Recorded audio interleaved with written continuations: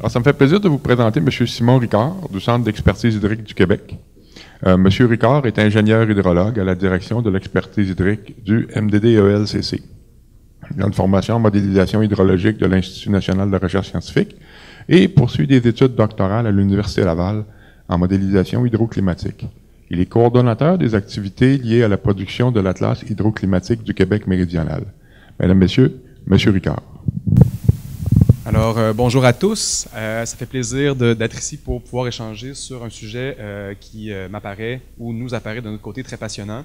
C'est un sujet sur lequel on travaille depuis quelques années déjà au travers du plan d'action sur les changements climatiques au sein du FEU, CEHQ. Je m'excuse, c'est mon erreur de ne pas avoir mis l'information à jour. Donc, pour ceux qui étaient familiers, CEHQ. Donc, je disais FEU, CEHQ, donc organisation qui n'existe plus, qui avait un mandat opérationnel de gestion et opération des barrages publics.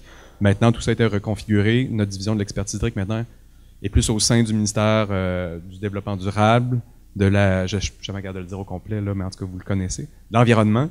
Et puis, donc, à terme, c'est quelque chose de très récent. On sent qu'on va s'orienter plus vers des volets d'encadrement réglementaire et technique au sein là, de la fonction publique québécoise. Mais bon, ça pour dire que aujourd'hui, je vais traiter d'un sujet qui est la classe. Comme je vous disais, on s'inscrit au travers du plan d'action sur les changements climatiques, plus précisément au sein de l'Action 30. Pour la plupart d'entre vous, vous le savez, là, il y a un gros volet du PAC qui est associé à la mitigation, puis un petit volet qui est associé à l'adaptation. Donc nous, on se situe dans ce plus petit volet-là. Et puis une action précise qui cible donc l'objectif d'actualiser les connaissances et adapter les outils relatifs à la gestion de l'eau. Donc plus précisément, depuis 2009, on travaille, si on veut, sur une quincaillerie, sur un effort de modélisation pour essayer, dans le fond, de produire et diffuser un atlas qui décrit la variabilité hydroclimatique sur le Québec méridional. Donc, c'est un document, dans le fond, qui initialement s'adressait aux acteurs de l'eau, donc contrairement à certains documents plus scientifiques ou techniques. Donc, on visait plus un transfert de la connaissance vers l'usager, vers l'usage. Donc, c'est une orientation qu'on a pris avec un effort de communication et puis d'accompagnement au travers de ça. Et c'est un atlas, dans le fond, qui intègre et qui se met à jour régulièrement, dans le fond, pour intégrer, dans le fond, l'évolution de la connaissance en hydroclimatique, parce que c'est une science qui évolue très rapidement avec les mises à jour des simulations climatiques qui sont fournies par les différents centres en recherche atmosphérique internationaux. Bon, au sein du consortium Ouranos, on travaille à colliger cette information-là, la traiter, la traduire, dans le fond, en débit en rivière pour être capable éventuellement d'analyser et d'identifier des signaux de changement pour différentes composantes du régime hydrologique, qu'on parle des inondations, des sécheresses ou globalement de la disponibilité en eau sur le territoire. Donc évidemment tout ça, ça revient du contexte des changements climatiques. Ce que j'ai sorti ici, là, donc c'est un profil d'anomalie de température là, pour le sud du Québec. C'est de l'information qui est traitée et fournie par le consortium Ouranos. C'est rien de très très nouveau. Ce que vous voyez en gris dans le fond, ce que vous voyez en noir, c'est une variable dans le fond, c'est la température moyenne annuelle pour le sud du Québec. Donc, vous comprenez que c'est une variable qui est très, très robuste, très grossière. Là. Donc, une température moyenne sur tout le territoire, c'est quelque chose d'assez, disons, je veux dire, assez facile à prédire, si on veut. On peut voir, dans le fond, les points en noir, c'est les observations qu'on a pu avoir dans le passé. La trace en grise qui est par-dessus, dans le fond, c'est les modèles climatiques qui tentent de reproduire cette trace-là. Puis on peut voir qu'ils arrivent avec un certain succès. Plus qu'on s'approche vers l'horizon actuel, on peut voir que cette température-là commence à augmenter. Puis là, si on utilise les modèles climatiques pour projeter cette information-là dans le futur, on peut voir qu'il y a différents scénarios. Là. Donc en rouge, c'est le scénario pessimiste, puis en bleu, un scénario plutôt optimiste. Donc ce qu'on peut retenir aussi, c'est que donc, les modèles reproduisent assez bien ce genre de variables-là, et puis que déjà, d'une année à l'autre, il y a déjà une variabilité qui est observée sur laquelle on doit s'adapter, dans le fond, au quotidien. Donc, nous, notre travail, en fait, c'est un peu de traduire cette information-là à l'échelle des débits en rivière. Donc, encore là, le débit, c'est une variable qui ne dit pas tout. Là, ça ne dit pas exactement si la zone est inondée ou pas. Donc, c'est une variable qui est assez intégratrice. Donc, on parle là, d'une... et puis, dans le fond, on utilise, dans le fond, au travers de la question que nous, on se pose, c'est en quelle mesure ces changements-là projetés des variables climatiques vont se traduire sur des changements des composantes du cycle de l'eau. Donc, l'évapotranspiration, l'accumulation de la fonte de la neige, l'accumulation de l'eau dans le sol et tout ça. Tous des facteurs qui expliquent, dans le fond, la variabilité des débits qu'on va observer dans les rivières. Puis là, si on pousse la démarche un peu plus loin, on se demande est-ce que ces changements-là anticipés du climat vont se traduire en changements anticipés des débits en rivière. Et si c'est le cas, ben, est-ce que ça va affecter, oui ou non, les usages qu'on fait de l'eau? Ici, là, j'ai mis une photo très punchée d'un barrage en train de s'écrouler, mais ça peut être aussi la question de l'approvisionnement, la question des droits de rejet, dans le fond, là, de qualité de l'eau. Il y a un ensemble d'usages de l'eau qui sont affectés par ces questions-là qu'on peut se poser. Est-ce que ces usages-là vont être remis en question, oui ou non, au travers de ça? Et puis, est-ce qu'on doit, à terme, évaluer anticiper des méthodes, des mesures d'adaptation? Donc, nous, notre core business, c'est vraiment ce qu'on fait à tous les jours, puis c'est peut-être ce qui est le moins intéressant pour vous, mais je prends quand même une acétate assez rapide, là. Donc, comme je vous disais, dans le fond, c'est un peu une acétate qui synthétise, dans le fond, l'idée qu'on prend ces données-là de température, précipitation qui sont fournies dans le futur, on les passe au travers d'un modèle hydrologique, et ensuite, on identifie, dans le fond, des scénarios de changement, puis vu qu'on en a plusieurs, là, il y a plusieurs scénarios qui sont là, on essaie de tracer des distributions pour essayer de voir est-ce qu'il y a une tendance, oui ou non, à l'augmentation ou à la diminution. Évidemment, c'est un travail qui est assez technique, assez pointu, puis on ne fait pas ça tout seul, donc il y a beaucoup de collaborateurs qui sont en dessous ici. Vous ne les voyez pas, c'est pas animé, excusez-moi. C'est ça que je voulais dire, dans le fond. Ce qu'il faut retenir, dans le fond, ici, c'est que c'est quelque chose qui se fait avec beaucoup de collaborateurs, donc Oranos, au niveau du traitement de l'information, mais également Hydro-Québec, différents partenaires universitaires et également internationaux avec lesquels on travaille pour peaufiner un peu tout le travail qui est derrière. Donc, on en arrive, dans le fond, au genre de produits produits typiques qu'on livre en fait au travers de l'atlas actuel. C'est une cartographie du territoire, donc vous voyez à peu près l'échelle à laquelle on travaille. Ça détermine en fait une des premières limitations sur lesquelles on peut se prononcer. Donc évidemment, les projections climatiques, ce sont des grandes tuiles sur de grands territoires, donc c'est très difficile de représenter dans le fond là, les patrons de précipitation à très fine échelle, là, comme par exemple un orage en plein été, c'est des choses qu'on n'arriverait pas à reproduire. Et dans le fond, on ne se prononce pas dans le fond sur le petit cours d'eau ou sur la petite tronçon de rivière, on se prononce plutôt sur des tronçons de rivière qui vont drainer une superficie d'environ 500 km² et plus. Donc c'est vraiment pour vous donner une première limitation de ce qu'on fait. On valide et on calibre nos modèles sur 50 stations en milieu, donc qui sont sur le territoire, là, dans le fond, parce qu'on travaille aussi en étroite collaboration avec le réseau hydrométrique québécois, là, qui sont nos voisins dans la même direction. Puis c'est des stations pour lesquelles on a des historiques assez longs, sur des bassins qui ont un régime naturel qui n'est pas influencé par l'opération des barrages. Donc, à la base, notre modélisation ne couvre pas l'ensemble du territoire. Elle s'exprime sur des tronçons ponctuels, mais ça nous permet quand même, si on en prend certains, d'aller tracer un portrait assez général du sud du Québec méridional. Ce qu'on présente ici, dans le fond, c'est différents indicateurs hydrologiques. Donc, il y en a qui s'expriment sur ce qu'on appelle les crues, donc plus les hauts débits, les étiages, les faibles débits, ou dans le fond, les grandes mensualités, là, de ce qu'on pourrait appeler l'hydraulicité. Ici, ce que vous voyez, c'est un indicateur qui représente l'ampleur des crues observées à l'été et à l'automne, donc plutôt les crues qui sont alimentées par les précipitations. Et on peut voir dans le fond que, et là on peut s'imaginer qu'on a roulé plusieurs simulations, là, ce qu'on ressort ici comme information, c'est ce qu'on appelle la direction du changement, c'est-à-dire la tendance lourde que est-ce que cet indicateur-là est appelé à augmenter ou à diminuer. Donc si par exemple 90% des simulations anticipent une augmentation, bon, on dit que l'augmentation elle est probable. Si c'est 50-50, ben, on n'identifie aucun signal, puis si c'est plutôt 10%, ben, on dit que c'est une diminution probable. Donc il y a ça, donc ce qu'il faut retenir ici notamment, c'est que le signal est distribué sur le territoire, donc on peut s'entendre ici, par exemple, on peut voir que pour les crues observées à l'été, à l'automne, on peut anticiper une hausse probable à très probable sur l'est du territoire. Mais par exemple sur l'ouest, on n'a pas identifié un signal, donc c'est quand même régionalisé comme signal. Ensuite de ça, ce qu'on peut dire, c'est que c'est ma prochaine acétate, je crois, excusez-moi. C'est ça exactement. Donc si on compare ce signal-là avec les crues ou les inondations observées au printemps, c'est pas du tout le même signal qu'on peut observer. Donc, ce qu'en haut, c'est les hauts débits associés à la précipitation. On anticipe une augmentation sur l'est du territoire. Mais si on regarde par contre les hauts débits observés au printemps, ceux qui sont alimentés par la fonte de la neige, on peut voir que le signal est vraiment moins clair. Peut-être une diminution probable au sud du territoire. Et ça peut s'expliquer notamment par des hivers plus doux, plus de précipitations liquides, moins d'accumulation de la neige, donc un moins grand potentiel de fort débit au printemps. Donc, quand on dit les changements climatiques vont augmenter vont accroître les inondations et tout ça, ça nous permet un peu de nuancer ces propos-là. C'est pas nécessairement complètement faux, mais ça nous permet de le nuancer. Alors que, par exemple, à l'été à l'automne, on peut s'imaginer la trace qui pourrait être, dans le fond, l'occurrence plus élevée des queues d'ouragan, par exemple, qui expliquerait cette hausse de débit-là.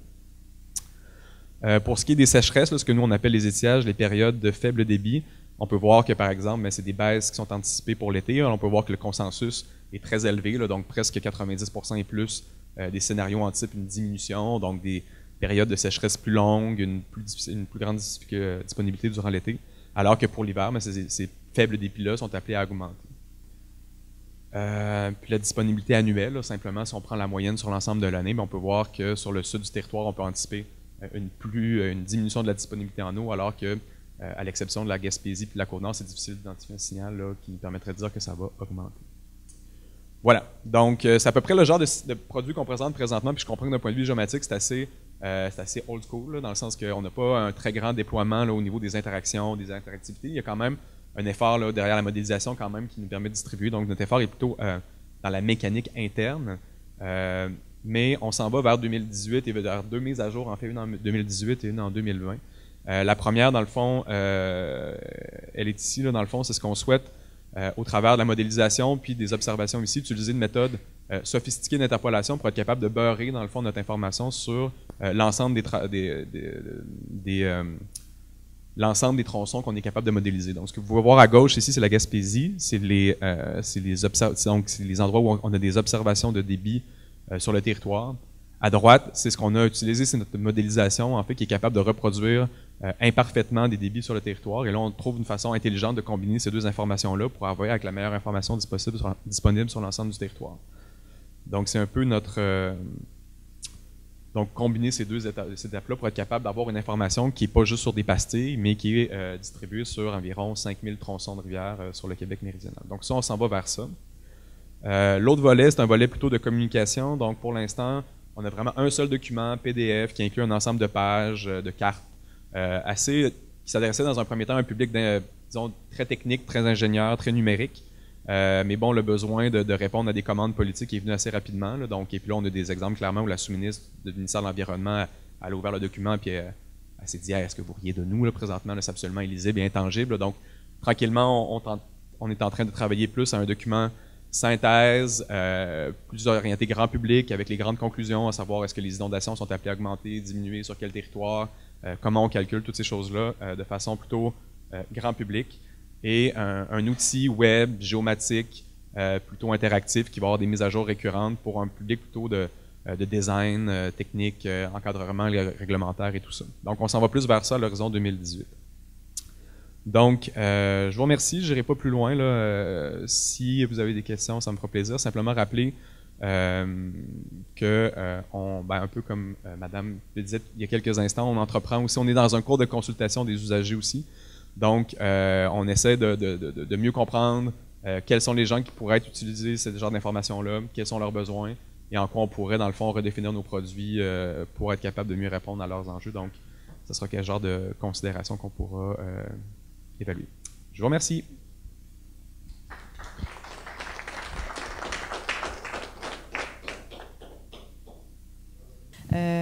Nathalie Blou d'Ouranos, je voulais savoir, quand tu parlais justement de ce que vous voulez faire en 2018, quelle méthode vous allez, grossièrement, là, quelle méthode vous allez utiliser pour passer justement de points, finalement, là, dans un bassin versant à étendre ça au cours d'eau? Est-ce que vous allez davantage installer d'appareils de mesure ou vous allez vraiment faire par des techniques là, mathématiques? Oui, exactement. Donc, c'est une méthode un peu inspirée des méthodes par la modélisation de l'atmosphère. Donc, tout l'Environnement Canada a développé des méthodes pour distribuer l'information sur les prévisions météorologiques sur le territoire et tout ça. Mais on va l'utiliser, dans le fond, pour... Donc, c'est une forme d'interpolation sophistiquée là, utilisant la modélisation hydrologique. Donc, voilà. C'est super novateur. Là. C'est pas encore publié, ça n'existe pas. Là. Fait que, Les prédictions dans le futur ont forcément été basées sur des données qui ont été recueillies dans les dernières années. J'imagine que vous avez utilisé les apports verticaux, des modèles de fonte de neige. Est-ce que, parce que, bon, moi j'ai déjà travaillé avec les apports verticaux, je pense que les derniers apports verticaux que le CHQ a mis disponibles, ça date de 2011. Est-ce que vous avez généré les nouveaux pour vous baser sur des données plus récentes ou vous avez pris... Exactement. Donc, en fait, ce qu'on fait, c'est qu'on utilise, dans le fond, le passé pour voir si nos modèles fonctionnent de façon cohérente, s'ils reproduisent assez bien le cycle hydroclimatique standard qu'on observe dans les 30 dernières années. Donc ça, c'est quelque chose qu'on met à jour à toutes nos mises à jour. Donc on est en 2015, on rajoute les données les plus récentes, puis on utilise dans le fond ces données-là pour valider si nos modèles se comportent normalement, évidemment avant de les projeter dans le futur. Donc évidemment, la question de la confiance qu'on accorde à ces modélisations-là, c'est un enjeu critique là, au travers duquel nous, on se pose beaucoup de questions, puis c'est pour ça qu'on va faire appel à des scientifiques. On a un comité scientifique externe qui évalue la pertinence de nos approches, qui va nous challenger sur certaines façons de faire. Donc ça, c'est un discours de quincaillerie, là, si on veut, à l'interne. Mais oui, là, on utilise ces informations-là pour valider nos modèles. Dans une de tes diapos, tu marques en titre « Intensité des inondations oui. », mais en même temps, ce qui est représenté, c'est le débit. Oui. Donc, on sait que parfois, c'est corrélé, parfois, ce ne l'est pas. Est-ce que au défunt CEHQ, donc au DEH, est-ce qu'il y a des gens qui travaillent justement à savoir si, quand il y a, je veux dire, c'est quoi le pourcentage je dirais pas de probabilité, mais le lien justement entre hausse de débit et inondation, quand est-ce qu'il est vrai?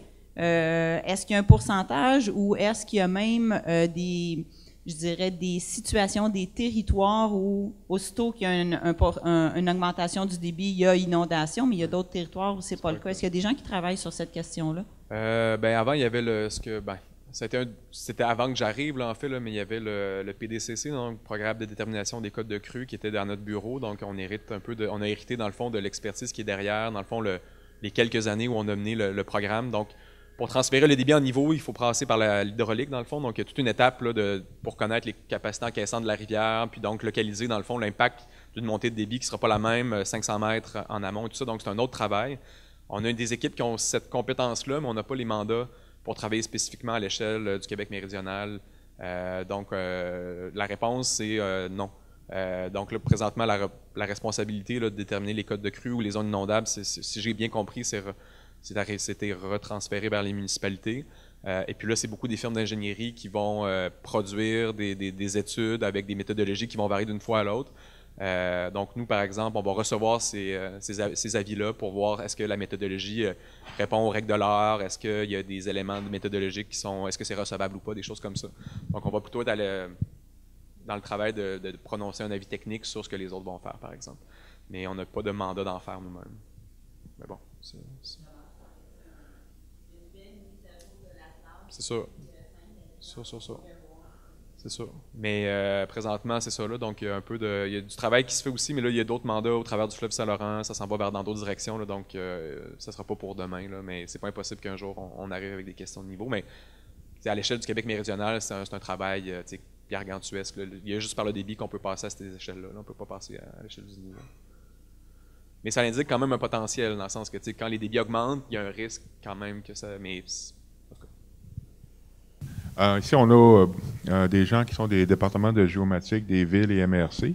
Est-ce qu'il est possible pour eux, d'une façon ou d'une autre, de connecter, s'il y a des données d'intérêt chez vous, au niveau des niveaux d'eau ou possiblement de potentiel d'inondation, des choses du genre, est-ce qu'ils peuvent aller les chercher pour les amener dans leur système puis travailler avec? Y a-t-il des méthodes de faire ça? Donc, dans la direction de l'expertise hydrique, dans le fond, il y a une division qui est associée à l'hydrométrie, donc toute la mesure de débit de niveau en rivière. Là. Donc, ça, c'est une équipe d'une vingtaine de personnes, deux ingénieurs, 15 techniciens, 4 scaphandriers, là, dans le fond, qui se déplacent partout au Québec pour maintenir toute l'information. Donc, ça, c'est de l'information qui est publique sur le web. Là. Donc, c'est quelque chose qui est chq.gouv.qc.ca. Il n'y a rien de nouveau là-dessus. Un autre volet qui est peut-être moins connu, par contre, c'est celui de la prévision, donc la prévision court terme, horizon 3 à 5 jours. Donc, historiquement, on avait un mandat d'opération des barrages, donc on faisait de la prévision pour l'opération des barrages qui appartenait au gouvernement. Depuis environ 4 ans, on a un mandat de sécurité civile, donc avec le MSP. Donc, pour environ, là, pour l'instant, je ne sais plus, il y a à peu près 80 sites au Québec qui sont suivis en temps réel. Il y a des prévisions qui sont émises là, de 3 à 5 jours du débit, qui sont expertisées par une équipe tous les matins. Donc ça, c'est un autre service qui est quand même disponible, qui pourrait être d'intérêt. Puis évidemment, il y a tout là, au travers du MSP là, des conférences qui se tiennent pour donner de l'information. Donc si votre région, vous ne savez pas si au niveau de la prévention des inondations, c'est quelque chose, un service qui peut être utile aussi. J'aurais peut-être dû en parler. Merci.